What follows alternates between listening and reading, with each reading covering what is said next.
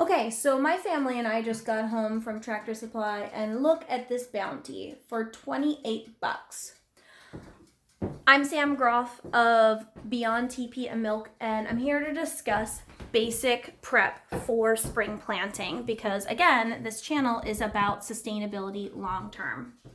So the simple thing is that what I recognize in looking at my lovely Farmer's Almanac is that here in Maryland, where we are, March 27th is the supposed last hard frost for the spring. So I'm behind and that's okay. So that's the reason why we made a trip to Tractor Supply today. So what we did is we spent a total of $28 on 2 types of onions, 2 types of potatoes, and 2 bags of soil. Now the soil is for seed starter, for seeds that we already have in our house from last year that we'll be using for things like peppers and tomatoes that take a long time to germinate. So, and not just germinate, but to actually become hardy enough to put outside.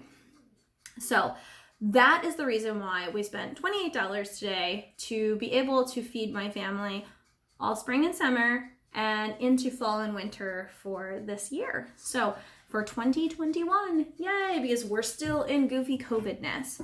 Now, with that said, don't panic if you have yet to start planning for your garden this year, because when it comes to true sustainability, you just have to go with what you have and understand your own personal limitations.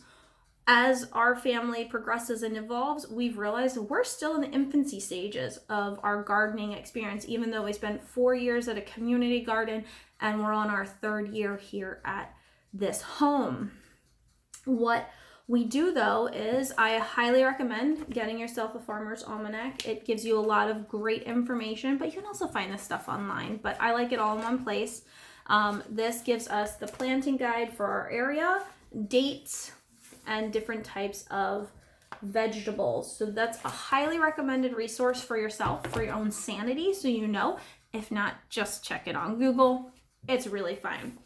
And if you've never read a single gardening book, borrow this one from your library. It's The Simple Square Foot Gardening. It is all new Square Foot Gardening, 3rd edition, fully updated by Mel Bartholomew. It's literally the Square Foot Garden Foundation. So this will get you started. And then what I do is I've taken it to the next layer of adding permaculture and sustainability into our gardening. But that's a conversation for another time. This one's focused purely on getting ready for spring planting.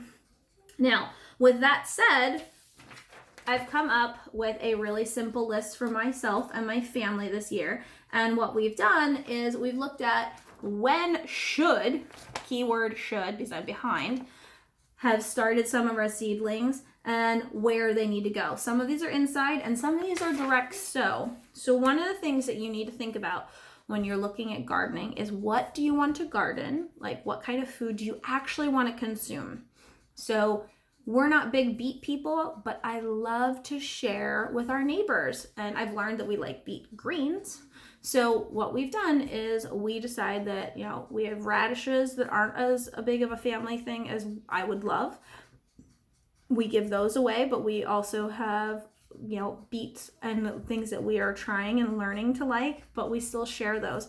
And that gives us really early on quick growing things that show the children that it is easy and sustainable.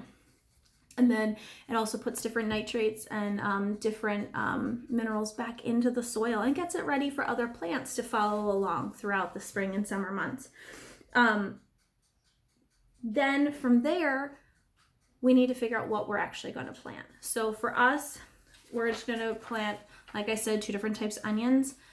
I should have planted onion seeds starting inside back at the beginning of February. I'm late. Broccoli, late, didn't get it in. Should have been in the beginning of January. Same thing with cauliflower and a bunch of other brassicas. So what we're doing is we're going to direct sow outside. We're going to make a polytunnel, and we'll take you through all those steps. But if you're a first-year gardener and you don't have any supplies on hand, but you have some seeds and some soil, find some old Solo cups in and around your house or any old container that you can poke a hole in so you have drainage, and put them on a warm windowsill where they get a ton of light, and get started now with what you're excited about. Just a word to the wise, no root vegetables started inside because they don't like to be disturbed. And if you do want to start anything inside, start things that are going to take a long time to get in there if you're in Maryland, because it'll be a while before you can start planting outside. But I'll keep you up to date on our journey. Just remember, use what you have. Don't panic.